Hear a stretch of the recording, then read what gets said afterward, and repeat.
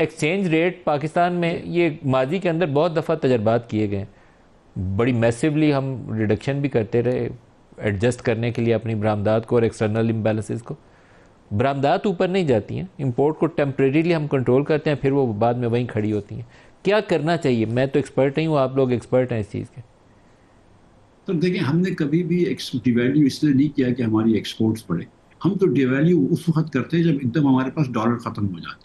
उसके बाद खुदा न खास्ता ये रूमर आ जाती है कि अब पाकिस्तान आज डिफॉल्ट हुआ, कल डिफॉल्ट हुआ। लोग जो है वो सिर्फ सेल्फ फुलफिलिंग प्रोफेसी होती है, दुबई में पैसा भेज रहे हो, बाहर पैसा भेज रहे हो, ब्रोकरों में पैसा रख रहे होते हैं, तब जाके हम जो है वो फिर डिफॉल्ट से बचने के लिए डिवैल्यू करते हैं।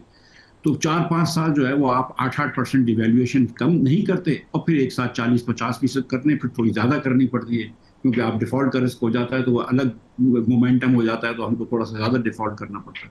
अब जब आप डिवैल्यू करते हैं तो इसमें एक बहुत बड़ा नुकसान होता है, गरीब लोगों का बहुत नुकसान होता है, क्योंकि जो फिक्स्ड सैलरी के लोग होते हैं उनकी सैलरीज नहीं बढ़ती हैं। तो गरीब लोगों का बहुत नुकसान होता है। इसीलिए पाकिस्तान में आप देखें कि पाकिस्तान में जो है वो बहुत ज़्यादा गुर्बत हो गई है, ख़ास तौर पर गरीब लोगों के अंदर। तो हमको डिवैल्यू में नहीं, मैं फेवर में हूँ कि डिवैल्यू हो, लेकिन एट द सेम टाइम अगर हमारा इन्फ्लेशन यहाँ पे ज़्यादा है और दुनिया भर में इन्फ्लेशन कम है, तो हमको कोई चांस नहीं है माँ सिवाय इसके कि करेंसी हमारी ओवर वैल्यूड हो रही है। आप इसको इस नजरिए से देख लें कि आपने $3 अरब की गाड़ियां इस साल इंपोर्ट की हैं, पहले 10 महीने में $300 मिलियन की पिछले महीने गाड़ियां इंपोर्ट हुई हैं। अब आप चाइनीज गाड़ियां मंगवा रहे हैं, इधर 2-2 ढाई-ढाई करोड़ रुपए की बड़ी अच्छी गाड़ियां आ रही हैं, और यहाँ पे जो है आप अफोर्ड नहीं कर सकते डॉलर। आपको एक तरफ से बाहर आपको एक एक डॉलर जरूरी है, आप $3 बिलियन की नई गाड़ियां चाइनीज मंगवा के बैठे हुए हैं। सो हमको ये भी सोचना है ना कि भाई आप क्या, जो जो शहजाद साहब ने बात की कि आप क्या इंपोर्ट को सब्सिडाइज कर रहे हैं। सो अब आप ये करते हैं कि आप इंपोर्ट को सब्सिडाइज कर रहे हैं एक्चुअली, लेकिन आप ये करते लेकिन हैं कि मिफ्ता स्टेट साहब, ये बैंक ने। तो बहुत हौच पौच किस्म की इकनॉमिक्स है ना हमारी। हम इंटरेस्ट रेट भी ऊपर हैं, बिजली में भी ऊपर हैं, गैस में भी ऊपर हैं, एक्सचेंज रेट को भी मेंटेन करना चाहते हैं, नीचे नहीं गिराना चाहते, बरामदात भी चाहते हैं बढ़ जाए, इंपोर्ट्स भी चाहते हैं तो कम हो सर, जाए, हो कुछ भी नहीं रहा हमसे। तो ये कैसे अब ये होगा? सर देखिए, ये दो ख्वाहिशें जो है ना कि आपका एक्सचेंज रेट भी अप्रिशिएटेड रहे और बरामदात भी बढ़ जाए, ये दो ख्वाहिशें एक साथ पूरी नहीं हो सकती।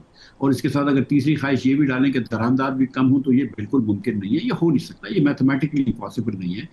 तो हम इसमें इसलिए क्या करते हैं हम कि स्टेट बैंक को, खास स्टेट बैंक अब मजबूर है तो सही कर रहा है कि वो स्टेट बैंक जो है वो एलसीआं खोलना रोकता है, कि कभी इसकी एलसी रोक देता है, कभी उसकी एलसी रोक देता है। अब अनकरीब मेरे ख्याल से इस बजट के बाद शायद गाड़ियों पे कुछ रोक टोक होगी, और मेरे ख्याल से हो जानी चाहिए। लेकिन at the same time the thing is कि एक हमको देखिए, हर हर मतलब ये 4 साल का एक्सपेरिमेंट करा, 2013 से 2017 में किया, 2005 से 2008 में किया, ₹40 का डॉलर रखा, फिर ₹60 का गया, ₹60 का रखा, फिर एक दिन में ₹80 का गया, फिर ₹100 का रखा, ₹150 का गया, ₹150 का रखा, 200-250 का हुआ। तो ये एक्सपेरिमेंट करने से मतलब हमको शायद ये सबक सीख लेना चाहिए कि थोड़ा सा अगर मार्केट के अंदर आने आगे पीछे करने दें उसको, मार्केट के हिसाब से चलते रहें। और इस वक्त मैं आपको बता रहा हूँ कि हमारे ये पुराने गुनाह हैं, जो 2013 से 17 में हमने बहुत ज्यादा कर्ज दे अच्छा, लिया था, और जो हमने चाइनीज ये पावर प्लांट्स लगाए, इनकी पेमेंट्स इतनी ज्यादा है कि स्टेट बैंक 8-9 आप ही की बिलियन हुकूमत डॉलर ने सर ज्यादा। किया था ये गुनाह। ये जो भी किया हो, सर लेकिन हमने लास्ट ये मिनट है, मार्केट। शहजाद सलीम साहब कुछ ऐड करना चाह रहे हैं? शहजाद साहब। जी भाई।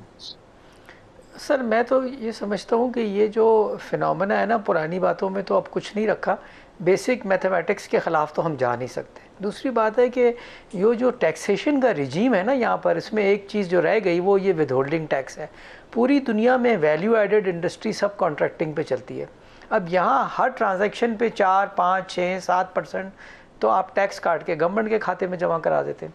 तो कोई ट्रांजैक्शन वायबल ही नहीं रहती जो कि सब कॉन्ट्रैक्टिंग इंडस्ट्री है। और मीडियम स्मॉल स्केल एंटरप्राइज तो तबाह हो गई because of the sub contracting tax regime.